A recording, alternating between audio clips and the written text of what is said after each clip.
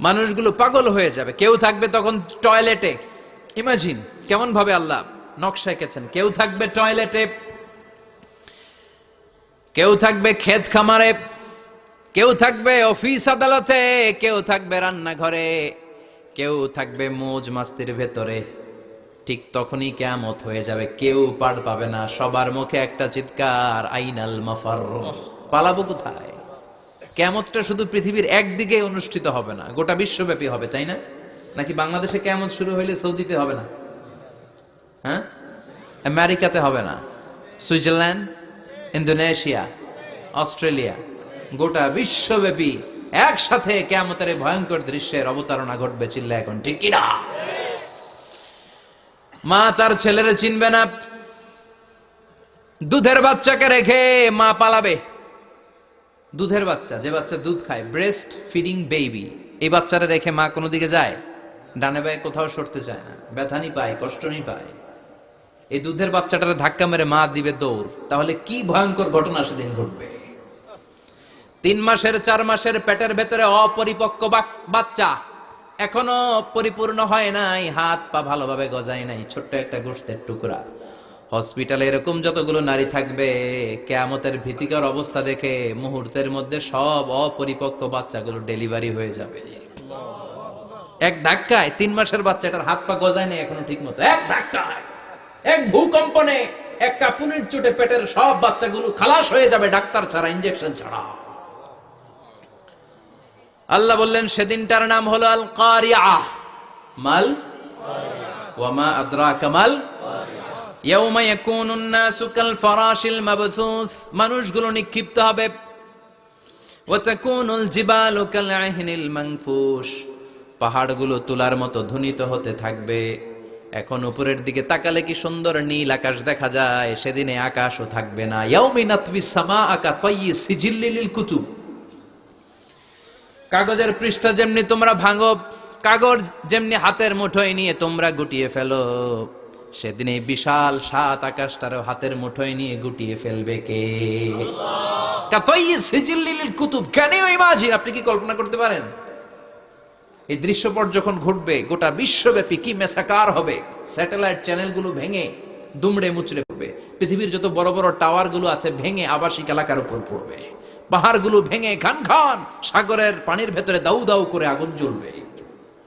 Burj আল খলিফা, পৃথিবীর সবচেয়ে উঁচু টাওয়ার, ওইটার তো কিছু হবে না ওই দিন। কি হবে? ভেঙে যাইব, ভেঙে খান খান হয়ে যাবে, ভেঙে টুকরা টুকরা হয়ে যাবে। এবার আমি যখন হজে গিয়েছিলাম, জেদ্দা এয়ারপোর্টে নেমে মাক্কা যাচ্ছি প্রথমে উমরার জন্য, তখন বাঁ দিকে অনেক দূরে দেখতে পেলাম কিংডম টাওয়ার। এটার কাজ চলতেছে, আগামী বছর, এই বছর অথবা আগামী বছর এটার খুলে দিবে। এটা বুর্জ আল খলিফা থেকে আরো উঁচু। বুর্জ আল খলিফা 818 মিটার উঁচু, আর এই কিংডম টাওয়ার 1000 মিটার উঁচু, মানে 1 কিলোমিটার উঁচু। কিয়ামতের ওই ঝাঁকুনি আর ভূমিকম্পের সময় এগুলো টিকবে একটাও? আরো যে টাওয়ার গুলো আছে, সাংহাই টাওয়ার, টাইপেডাং 101, পেট্রোনাস টুইন টাওয়ার, বাংলাদেশের 40, 50, 60 তালাগুলা টিকবে? আমাদের কুমিল্লা শহর তো এখন টাওয়ারের শহর হয়ে গেছে। একটা বড় ছাদের উপর থেকে কুমিল্লা শহরের দিকে তাকালে এটা কি কুমিল্লা না উত্তরা বুঝাই যায় না। এই টাওয়ার গুলো একটাও টিকবে? আওয়াজ করে বলেন টিকবে?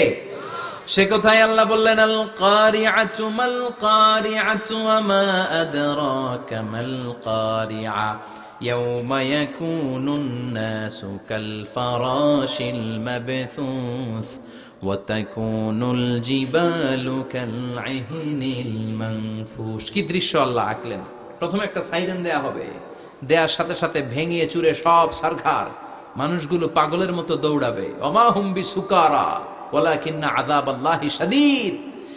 মানুষগুলোর দৌড়াদৌড়ি দেখলে মনে হবে যে মাতালের মতো দৌড়াচ্ছে, রেড ওয়াইন খেয়ে, হুইস্কি খেয়ে, মদ খেয়ে পাগলের মতো দৌড়াচ্ছে। আসলে মদ খায় নাই, হুইস্কিও খায় নাই। সেদিন আল্লাহর আযাব এত ভয়ঙ্কর হবে, মানুষগুলো সব হয়রান হয়ে যাবে, মানুষগুলো পাগলের মতো দৌড়াবে। সাগরের পানিতে দাউ দাউ করে আগুন, স্যাটেলাইট ভেঙে খান খান, বিল্ডিং গুলো ভেঙে ভেঙে পড়ছে, পাহাড়গুলো ধ্বনিত হচ্ছে, গোটা বিশ্বব্যাপী বিকট আওয়াজ। পৃথিবীর যখন ঠিক এইরকম অবস্থা, আল্লাহ তাআলা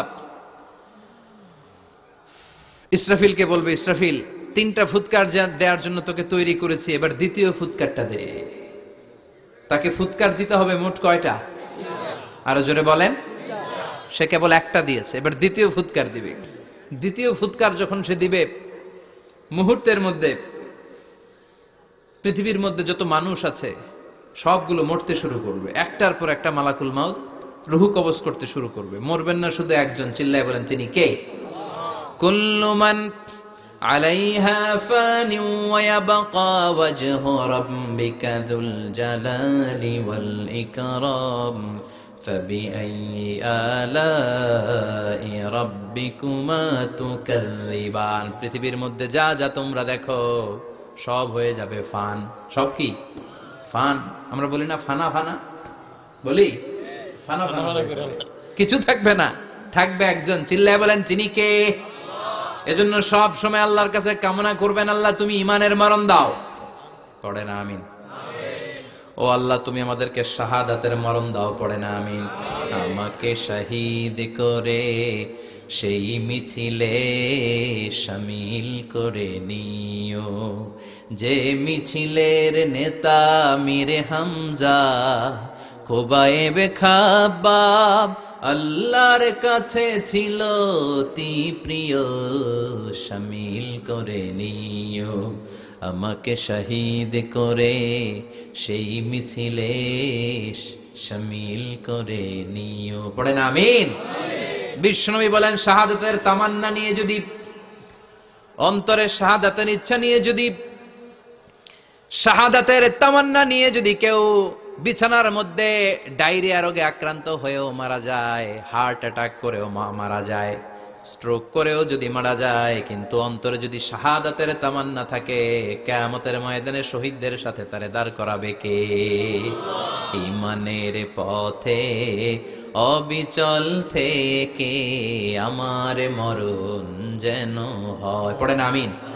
আমার সাথে সাথে বলেন, ঈমানের পথে অবিচল থেকে আমার মরণ যেন হয়, তোমারই কাছে মিনতি আমার, তোমারই কাছে মিনতি আমার, মহামহিম দয়াময়, ঈমানের পথে অবিচল থেকে আমার মরণ যেন হয়। পড়ে না আমিন? ঈমানের মৃত্যু এক, আল্লাহ ছাড়া কেউ দিতে পারে না। শাহাদাতের মৃত্যু আল্লাহ ছাড়া কেউ দিতে পারে না। এজন্য আখের যদি ভালো হয়, সব ভালো তার, শেষ ভালো যার। বিশ্বনবী দোয়া করতেন, আল্লাহুম্মা রযুকনা হুসনাল খাওয়াতিম, আল্লাহুম্মা রযুকনা হুসনাল খাওয়াতিম। প্রতিদিন সব সময় নামাজের পরে পড়বেন, আল্লাহুম্মা রযুকনা হুসনাল খাওয়াতিম, আল্লাহুম্মা রযুকনা হুসনাল খাওয়াতিম। আল্লাহ আমাদের শেষটাকে ভালো করো, আমাদের শেষটাকে তুমি ঈমানের উপর করো। পড়েন আমিন? অনেক আল্লাহওয়ালা নামাজি শেষ জীবনে মুরতাদ হয়ে যায়, নাস্তিক হয়ে যায়, আছে না নাই? মুফাসসির ইসলামের নাম শুনছেন? অনেক ইসলামের বয়ান দিত লোকটা শুরু থেকে আমি তাকে চিনতাম। অনেক ইসলামের বয়ান করতো, ইসলামের পক্ষে এসে অনলাইনে কথা বলতো। আস্তে আস্তে আস্তে আস্তে নাস্তিক হয়ে গেছে। এজন্য বিশ্বনবী বলতেন, আল্লাহুম্মা রযুকনা হুসনাল খাওয়াতিম, আল্লাহ শেষটা আমার ভালো করো, আমার শেষটা যেন কালিমাতুত তাইয়্যিবা লা ইলাহা ইল্লাল্লাহর উপর হয়, আমার শেষটা যেন ঈমানের উপর হয়। পড়ে না আমিন? এক সাহাবা জিহাদের ময়দানে, বুখারীর বর্ণনা, যুদ্ধের ময়দানে সে সামনে যাই পাচ্ছে, লা তাজিদু শাযযা ওয়ালা ফাযযা ইল্লা ইয়াকতুলু বিসাইফি, বিশাল তলোয়ার নিয়ে আল্লাহু আকবার বলে বলে কাফের আর মুশরিকের বাচ্চাগুলোরে কচুকাটা করছে। সাহাবীরা দেখে পেছন থেকে বাহাবা দেয়, নবীর কাছে এসে খুশ খবর দেয়, ও নবী দেখেন আপনার সাহাবী দিন কায়েমের আন্দোলনে কালিমার পতাকাটারে জমিনের বুকে পতপত করে উড়ানোর জন্য কেমন করে যুদ্ধের ময়দানে, জিহাদের ময়দানে কাফের আর মুশরিকদেরকে কচুকাটা করছে। নবী দেখেন আজকে জিহাদের ময়দানে যুদ্ধের সব সওয়াব আল্লাহ এই সাহাবীরই দিয়ে দিবে। বিশ্বনবী বললেন, হুয়া ফিন্নার, সে জাহান্নামে যাবে। সাহাবীরা তো অবাক, জীবন বাজি রেখে তলোয়ার নিয়ে কাফেরদের সাথে যুদ্ধে ময়দানের মধ্যে লিপ্ত। একটার পর একটা কাফের গুলোরে হত্যা করে জাহান্নামের মেহমান করে পাঠিয়ে দিচ্ছে। এই লোকটা কেমন করে জাহান্নামী হয়? বিশ্বনবী বললেন হুয়াফিন না, এই লোকটা জাহান্নামে যাবে, এরে কেউ বাঁচাতে পারবে না, জাহান্নামী। এক সাহাবী মনে মনে বলল, এই লোকটা কেমন করে জাহান্নামী হয়, আমি তার পেছনে পেছনে দেখবো তার শেষ পর্যন্ত কি ঘটে, কারণ নবী যা বলে এটা তো কোনোদিন মিথ্যা হতে পারে। সাহাবী লুকিয়ে লুকিয়ে তার পিছু নিল। দেখলো যুদ্ধ করতে করতে জিহাদের ময়দানে শত্রুদের মাঝখানে ঘাটির ভেতরে সে মারতে মারতে চলে গিয়েছে। মারতে মারতে কাফেরদের মাঝখানে এমন জায়গায় চলে গিয়েছে, চারদিক থেকে কাফেররা তাকে ঘেরাও দিয়ে ফেলেছে। এবার আর সে পারে না। দীর্ঘ সময় যুদ্ধ করতে করতে এবার ক্লান্ত শ্রান্ত, এবার নিজেও মারে আবার মাইরও খায়, মারে আবার মাইরও খায়। খেতে খেতে হঠাৎ এক কাফেরের তলোয়ারের আঘাতে তার ডান হাত নাই, এক কোপে ডান হাতটা জমিনে পড়ে গিয়েছে, ফিনকে দিয়ে রক্ত, ব্লিডিং হতে হতে, রক্তপাত হতে হতে সাহাবী নিস্তেজ, আর পারে না, আর সহ্য করতে পারে না। শাহাদাতের জন্য অল্প একটু দেরি, এই অল্প একটু দেরি সাহাবীর আর সহ্য হয় নাই। ওই সাহাবী নিজের তলোয়ারটা জমিনের মধ্যে গেড়ে তলোয়ারের উপরে ঝাঁপিয়ে পড়েছে। তলোয়ারের এক মাথা পেটের এইখান দিয়ে ঢুকে পিঠের ওই পাশ দিয়ে বের হয়েছে। যে সাহাবী পেছন থেকে ফলো করেছে সে বলে আশহাদু আন্না মুহাম্মাদ রাসূলুল্লাহ, আল্লাহু আকবার। দৌড়ে এসে নবীর কাছে বলে, ও নবী, আপনি যে নবী, শেষ নবী, আখিরি জামানার পয়গম্বর, আপনি যে বিশ্ব নবী, কোনো সন্দেহ নাই, আমি নিজ চোখে চাক্ষুষ দেখে এসেছি আপনার ওই সাহাবা আত্মহত্যা করে দুনিয়া থেকে বিদায় হয়েছে। এজন্য শেষটা কার, শেষটা কিভাবে যায় আমরা জানি। এজন্য আল্লাহর কাছে আমরা ফরিয়াদ করি আমাদের মৃত্যু যেন ঈমানের মৃত্যু হয়। আমিন পড়েন, আর জোরে পড়েন আমিন। দ্বিতীয় ফুৎকার দেওয়ার সাথে সাথে আল্লাহ মালাকুল মাউতকে বলবে, ও মালাকুল মাউত, পৃথিবীর সব মানুষগুলোর রূহ কবজ কর। সব মানুষের রূহ কবজ হয়ে যাবে, সব জিনদের রূহ কবজ কর, সব জিনদের রূহ কবজ হয়ে যাবে। এবার সব ফেরেশতাদের রূহ কবজ কর, সব ফেরেশতাদের রূহ কবজ হয়ে যাবে। আল্লাহ বলবেন আখবিরনি মাইয়াবকা, আর কে কে বেঁচে আছে বল। মালাকুল মাউত বলবে, আল্লাহ মানুষগুলো সব শেষ, জিনগুলো শেষ, ফেরেশতাগুলো শেষ, শুধুমাত্র 4 জন বড় বড় ফেরেশতা এখনো মরে নাই। আল্লাহ বলবে, যা জিব্রাইল, মিকাইল, ইসরাফিল, যে ইসরাফিলের ফুৎকারে কিয়ামত হয়েছে ওই ইসরাফিলকেও শেষ করে ফেল। জিব্রাইল, ইসরাফিল, মিকাইল সব শেষ। এবার মহাবিশ্বে কেউ নাই। আল্লাহ বলবেন আখবিরনি মাইয়াবকা, ও মালাকুল মাউত আজরাইল, এবার কে আছে? কই কেউ নাই, সব শেষ। কেউ আছে? কেউ নাই, সব শেষ।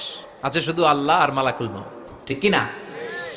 আল্লাহ বলবে আখবিরনি মাইয়াবকা, ও মালাকুল মাউত আমারে বল কে আছে? কয় আমি আছি। কয় তুই মর।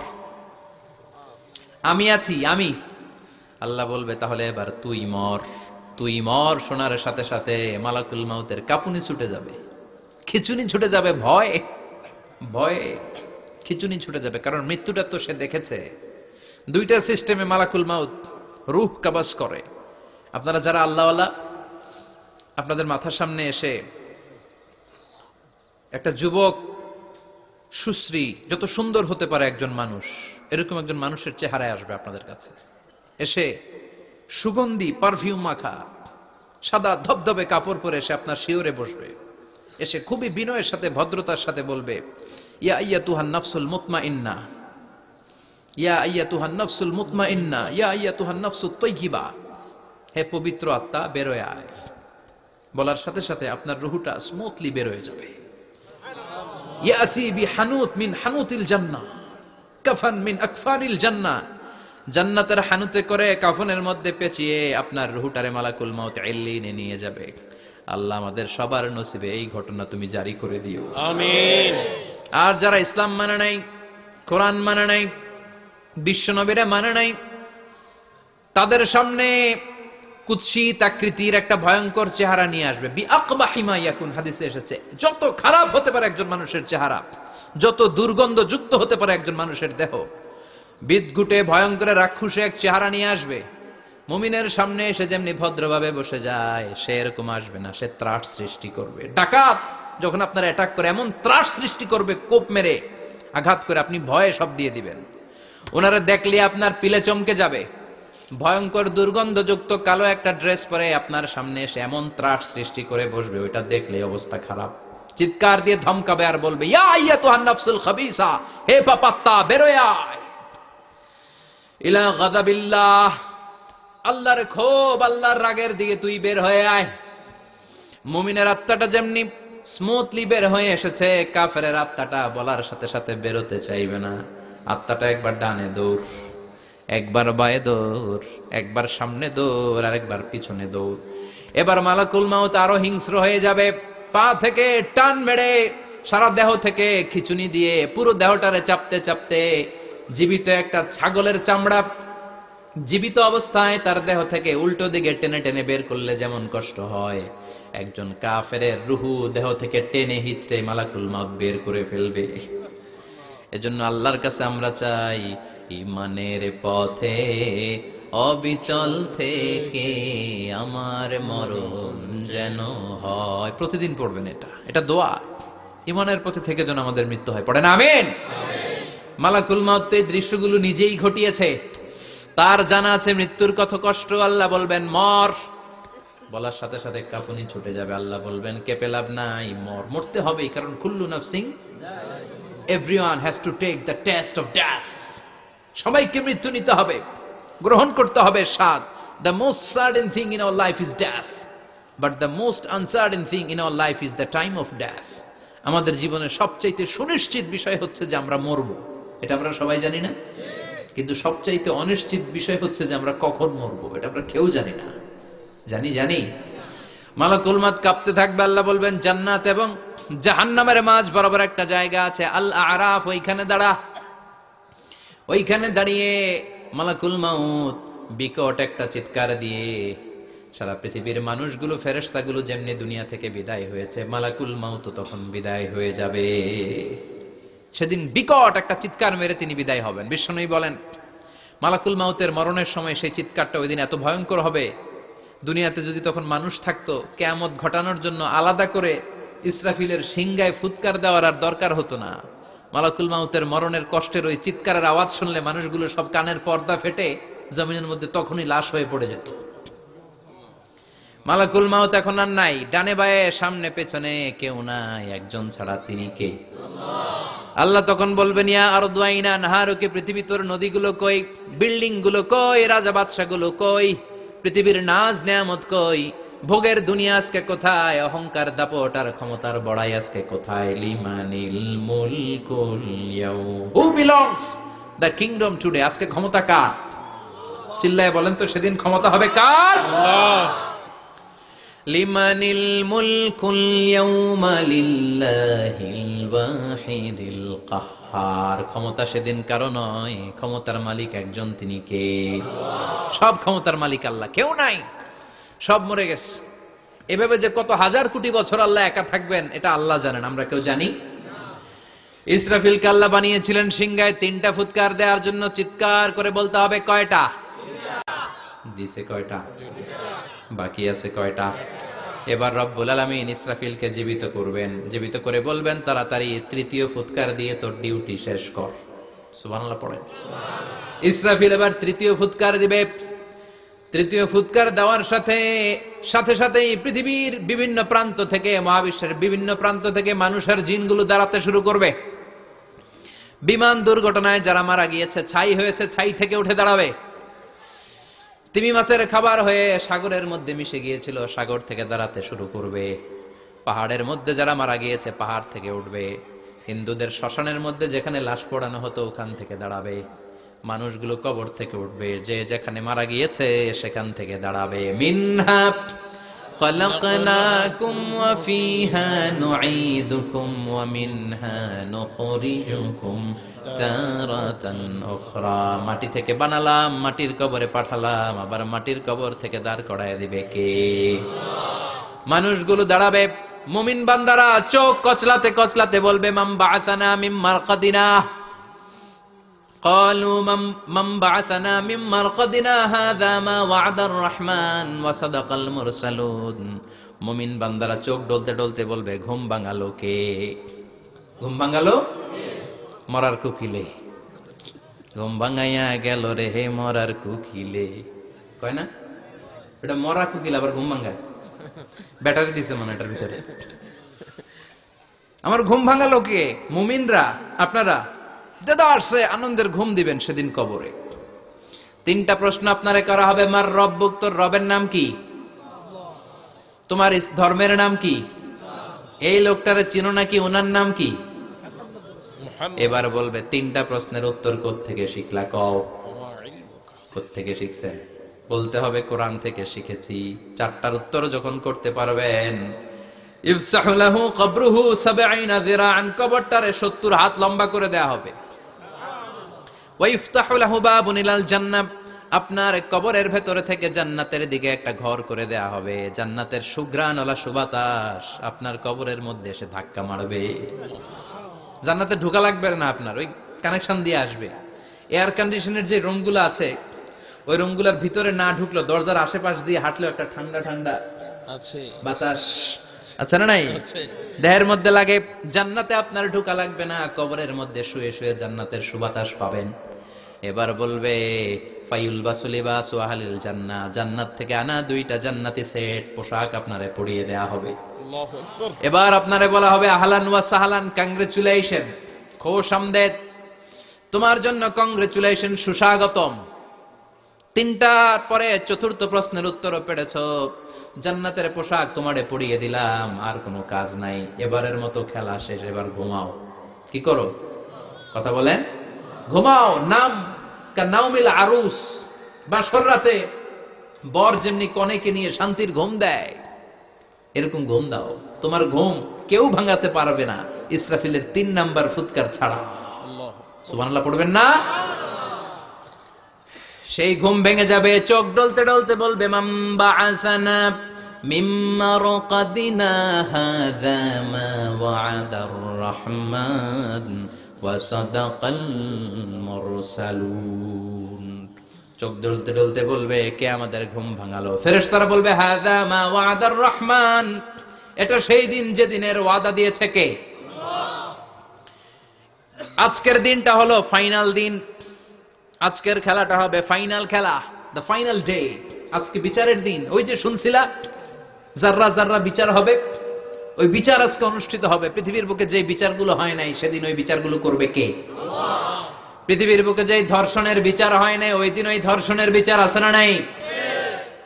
পৃথিবীর বুকে যে অন্যায় ভাবে বিচার বহির্ভূত হত্যাগুলো করা হয়েছে, ক্রস ফায়ার গুলো দেয়া হয়েছে, গুম করা হয়েছে, খুন করা হয়েছে, সেদিন এই বিচারগুলো আছে না নাই? পৃথিবীর বুকে জুলুম করে একজনের জমি আরেকজন মাইরা খাইছে, ওনার দাপট ছিল, ওনার উপরে কোনো কথা ছিল না গ্রামে, কিন্তু কিয়ামতের ওই কঠিন দিনে এগুলোর বিচার আছে না নাই? বিচার যদি না থাকতো, all the worldly life it's a joke. বিচার না থাকলে পৃথিবীটা এটা একটা জোক, এটা একটা খেলাধুলা। অবশ্যই বিচার থাকতে হবে, বিচারের কাঠগড়ায় তোমাকে দাঁড়াতে হবে। চিল্লা এখন ঠিক কিনা?